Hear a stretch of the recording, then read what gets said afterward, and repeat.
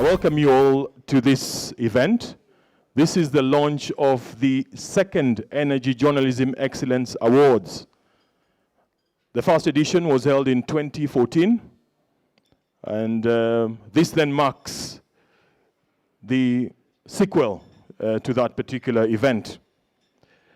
It is going to be an annual event from here on in, and all the energy sector is pretty seized of this matter, and we've got a very broad 9-year plan for it. So it is fully catered for until 2023.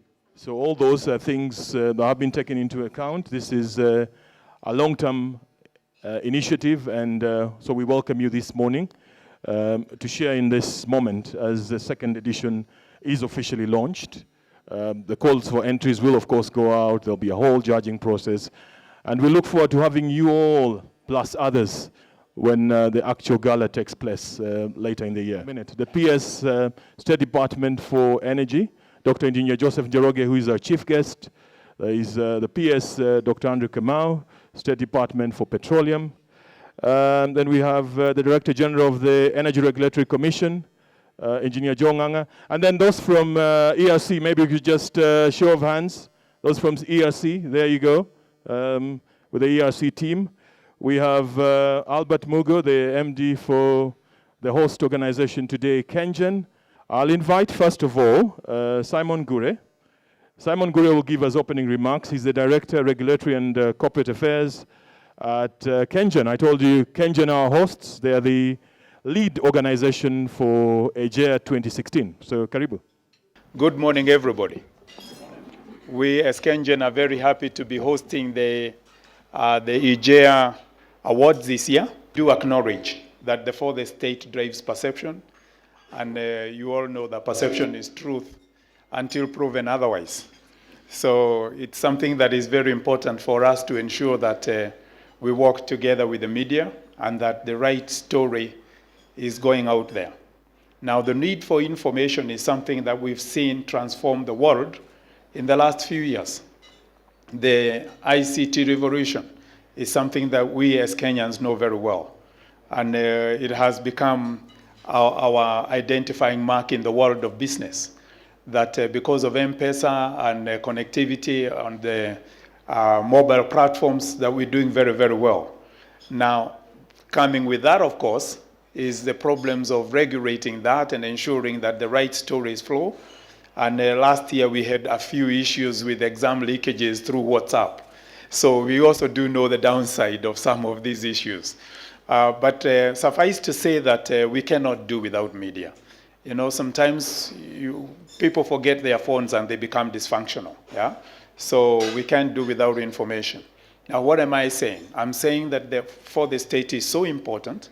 I will not take the risk of saying that it's as important as the first, second, and third, because I'm not sure which order you would put those estates in, but it is very, very important. So our working together with journalism is something that's important. So why do we want to drive excellence?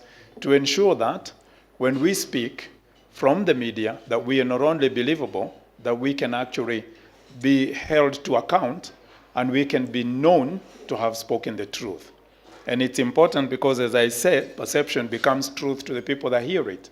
There is a switch that happens in the mind immediately you take up a newspaper and begin to read, and you somehow just switch to, this is the whole truth, you know, and you never question it. It almost becomes like a Bible. So I think it is very important for us to just keep working on ensuring that we've got the right terminology, the right communication language, and everything that comes with it. So I won't take too long. I will just want to acknowledge again the organizing committee that's doing an excellent job, and also to ask you to work with us this journey. It's going to be exciting all the way to the gala event. So come with us, and we assure you that you're going to enjoy this. I want to take this opportunity now to welcome our Managing Director and CEO, Kengen, Engineer Albert Mugo, to come and make his presentation as we move on ahead. Thank you very much, and again, welcome. Engineer Njoroge and the Principal Secretary, State Department of Petroleum, Mr. Andrew Kamau, the chairman of the energy sector entities, many directors, and our invited guests, good morning. This is a very joyful occasion as we gather here. It's because, as I recall, 2014, we had a very successful occasion of the awards for the Energy Journalism Excellence Awards. And this year, the entities in the energy sector, many of them, are represented here, and we are on that journey of looking at how excellent the journalists will be reporting on the energy sector.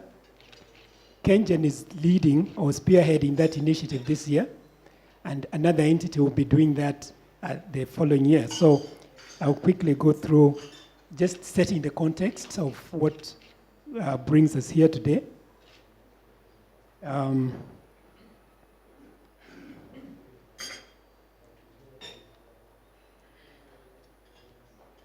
I think, Zeddy, you can advance that for me? Oh, it's there. Okay, good. So many of you have heard about the 5,000 plus megawatts of power in 40 months that was launched by our ministry, our government in 2013.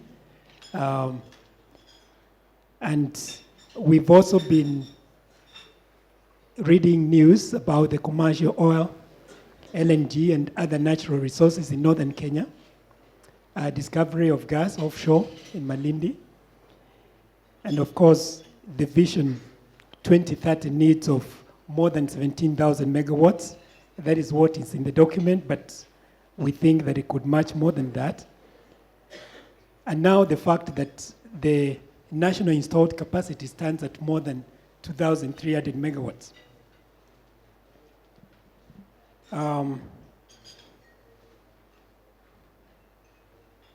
And some of the recent developments, this is a joyful occasion we had last year, commissioning the 280 megawatts. And we even have new geothermal fields where we are looking for more energy to power this nation. We have commercial oil in Turkana, and I know that's a question that keeps being asked many, many times, and the PS Petroleum is here, and perhaps when he makes his comments, he might comment on that. But we're living in very exciting times when we see all these developments, and we think that we are moving ahead to catch up with other countries who have got these resources that they've used pretty well. And also expanding very rapidly with transmission lines, which will be the highways for transporting the power that we generate in the geothermal fields or even in the wind fields to make that reach our industries all over the country. And in Mui Basin, we've heard about the coal, and again, we are watching that space because very soon we could be having very large power plants powered by coal, which all over the world has produced very cheap electricity. Now, other recent developments, of course, include the more licenses for oil exploration and power generation, new energy laws, introduction of industrial parks, and you've heard about that in the recent past, as well as developments in transport, including road and rail, particularly the standard gauge railway. Now, when we are talking about journalism then, we can say that it's come of age. I think we are seeing a lot of specialization in the different fields of reporting. The energy, finance, the power retail stories that are very prevalent.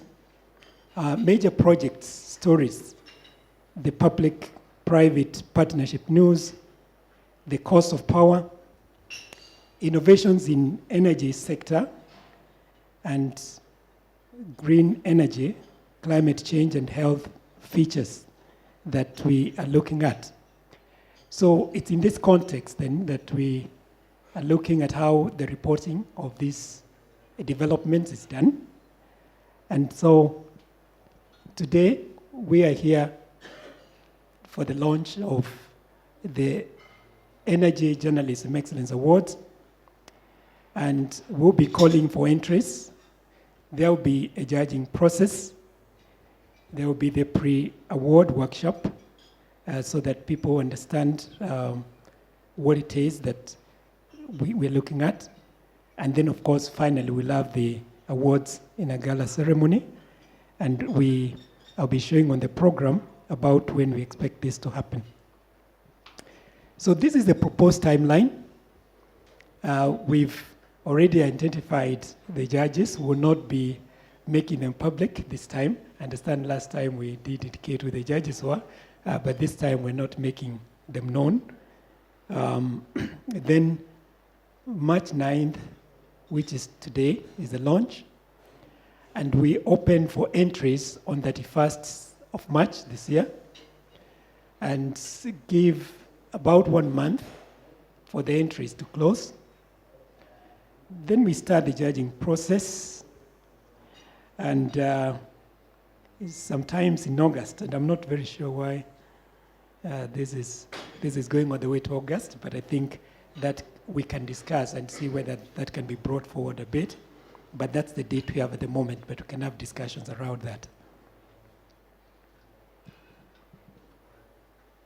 So the media partners role, we have the principal secretaries roundtable with CEOs and the CS as well as the media. We shall have countrywide journalism workshops, and we truly encourage all the journalists to participate in this when we start those workshops, because it's those workshops that we'll be able to discuss a number of things, including facts and figures. Then we shall have publicity concerning the event. And then, of course, the launch, publicity. And then the Journalist Academy will be there as well as part of this. So in terms of the judges, we have identified that we have a 5-member jury. There will be gender balance. We also have people from the judges coming from the academia.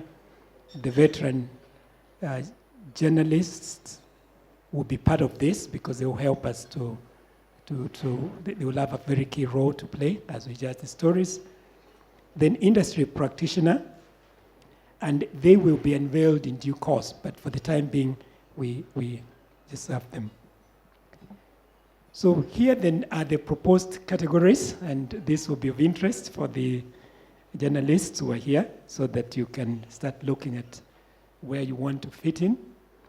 We shall have the Energy Journalist of the Year, the Journalist of the Year first run-up, Journalist of the Year second run-up, Energy Policies and Regulation category, Best Online / Digital Energy Story, Power Infrastructure Story, the Nuclear Story, Best Oil / Gas Story, Energy Finance Story, Oil and Gas, that seems to be repeated, Upstream Story, Downstream as well, then Power Generation Story, Power Distribution Story, Best Green Energy Story, Community Relations Story, because you know that as we build the infrastructure for energy, there are quite a number of community issues, so that story as well. Then the photo journalists, citizen journalists, as well as international correspondents. So those are the 19 categories that we'll be having, and therefore we are making it very clear how this will be, how the various categories, so it enables people as they write the stories. So that's really the context in which we are doing this, and I will stop there and invite the Principal Secretary, Department of Petroleum, Mr. Andrew Kamau, to come and give some remarks, and also invite our chief guest. Principal Secretary, State Department of Energy, my colleague, Dr. Engineer Njoroge, chief executives, members of the energy family. I haven't had time to make too many remarks, so I will just speak off the cuff on a few ideas that I thought that we could consider. The